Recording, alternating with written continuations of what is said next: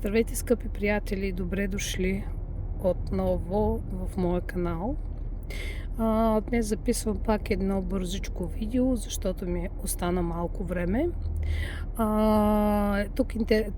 Тук се намирам на едно много интересно място в околностите на Портланд, Орегон. На една отбивка, където има гледка към река, езеро и много красива природа. И понеже тук стана така, че трябва да направя рестарт, тук се случих и времето ми е ограничено, но днес ще се опитам да запиша едно бързо видео. Просто исках да прегледам енергията и да видя какво днес е посланието, което ще ни донесе енергията на това място. Първата карта, която се падна, това е като основна енергия. Това е колелото на кармата или колелото на съдбата, което означава, че тук има някаква кармична ситуация. Карма, дарма, нещо, което имаме да връщаме или има да ни връщат. Това е като причина и следствие, като божествената интервенция. Това е и цикличността, и късмета, и не късмета, нали, изобилието. Зависи на коя посока ще се завърти колелото на съдбата.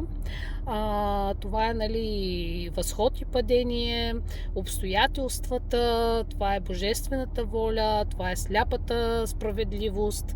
Всичко това е съдбата, нашите грешки или нашите уроци, които имаме да учим. Така, когато зададах въпроса защо днес идва тази енергия като основна,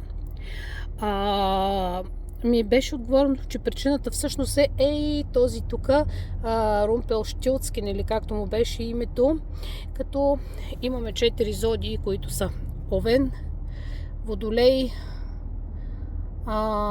планетите са Марс и Уран. Така, това означава, че имаме един тук биладжия в нашия живот, който всъщност не създава проблеми. Това е някакъв враг, човек. Може да е също така и някаква същност, която се намира вътре в нас, като да речем фантомна същност, която ни саботира нас самите. Нали, всеки да си го интерпретира по своя начин, както му, защото на всички, нали, ситуацията е различна, както му резонира, искам да кажа. Така, тук имаме един човек, който създава изключително много проблеми, непрекъснато води някаква борба с нас. Вероятно това е сблъсък на еднакви характери. Ако това е човек или някакъв враг, той води война с вас, защото той вижда нещата по свой собствен начин, по начин, по който той си е изградил света през своята призма и иска нещата да се случват по неговият начин, както той ги вижда. Обаче не може да приеме по някакъв начин, не може да приеме чуждото мнение или че нещата, или че трябва да се съобрази или да уважи другия човек насреща, без значение дали е приятел, дали е познат, дали е роднина, дали е любим човек. Просто се вижда, че тук има сблъсък на много тежки и почти еднакви характери. Възможно е също това да е борба за, как да кажа, някаква чисто и просто той да излезе правият или да стане на неговата. Не толкова, това е не толкова осъзната битка, колкото на база на някакъв инат или на база на някакви грешни представи, на база на някакви грешни рамки, и които самият човек си поставя.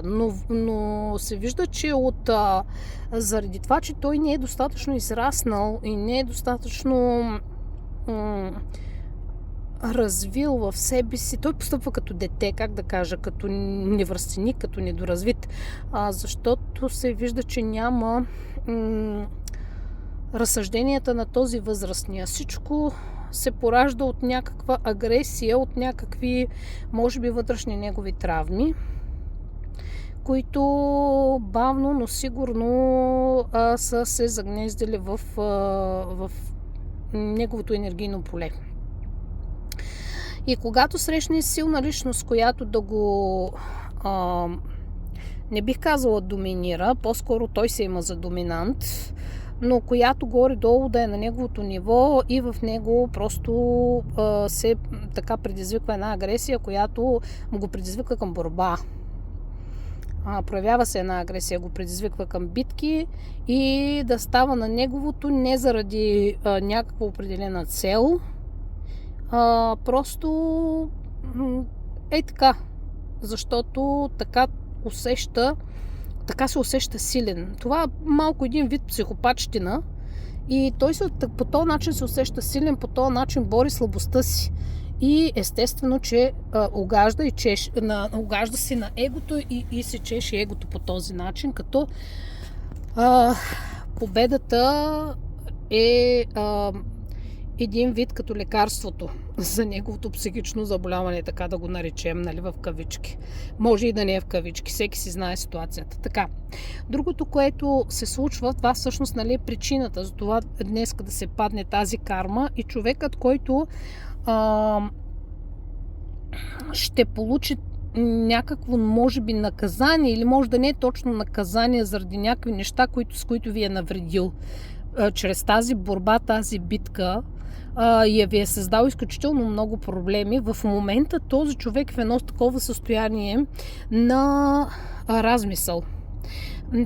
Той се е осамотил, той се е отделил и в момента изключително много черни мисли се въртят около главата му и той се опитва да осъзнае защо аджеба се е случило това, защо той постъпва по този начин, защо все трябва да се бори, да е биткаджия, да постоянно да се опитва да става на неговото и какво постига по този начин. След като остава сам и след като вижда, че това поражение не е на другия, ами на самия него. И в този случай в момента те мисли, с които той се бори и се опитва да разбере причината, се вижда, че отгоре високите светове му помагат. Те му изпращат духове, ангели, същества, които да му влеят светлина и по-високи вибрации, за да може да му промият и главата, и очите, и мозъка, и съзнанието, и всичко. Вижда се тук пера, които са, нали, пренаписване на перата, които са пренаписване на нещо. Също така преподаване на уроци, виждат се и пеперуди, което ще означава и трансформиране на съзнанието, на мислите, на енергията като цяло. И се вижда, че той ще стигне до осъзнаването, до какво, нали, въпросът е до какво води това нещо, което му помага той да измистри мислите си, ще доведе до това, че той ще осъзнае, че става въпрос за една афера, че става въпрос за любов. По принцип, това е една любовна афера. По тази карта, която се падна, това означава, че това са мръсни малки тайни, казва самата карта, която ще рече, че той се е опитал да има такива нечестиви намерения и да прилага тактики, които да вкарат, да речем, другия в леглото, без да поднесе отговорност. Т.е. той е искал сам да се забавлява, да има афера и до там. И е прилагал най-различни възможни тарикатлъци, чисто и просто само, нали, да ви хване в собствения си капан. Обаче заради тези си тарикатлъци той ви е причинил изключително много неприятности и той ще осъзнае, че всъщност тук, защото ми трябваше допълнителни карти да извадя и всъщност това, което ще осъзнае, че той е приложил манипулация на жена, която изобщо не се е повлияла от тази манипулация, защото тази жена, тя е с много високо духовно ниво, тя е с много висок ранг, тя е просто с короната на главата, тя не помръдва. И каквито и номера да е прилагал този човек, на нея не са и въздействали. Защо? Защото жената е сериозна, жената е стабилна, а той просто е имал някакви си елементарни намерения за забавление. И сега това, което ще дойде като края резултат, е най-интересно, че той ще бъде интегриран. Значи той ще бъде рехабилитиран и ще може да осъзнае постъпките си и ще иска да се върне, за да поправи нещата. И да се събере отново с този човек. Ако това е, ако става въпрос за партньор, но при всички положения мисля, че е партньор, защото тук става въпрос за любов. Ако това сте вие самите, които се борите със себе си, с взаимоотношенията с околните, защото не можете да излезете от модела на мислене,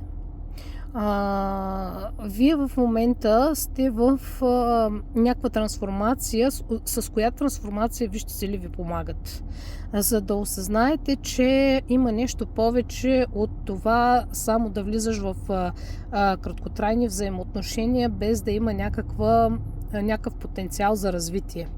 Не трябва да се поддавате на абсолютно никаква манипулация, особено ако сте жена. Трябва да си държите на достойството като жена и да цените качествата си, а не да давате на мъжете това, което им е изгодно, защото когато запазите своята женственост и женствена чистота и достойство, тогава може би ще привлечете и правилният партньор.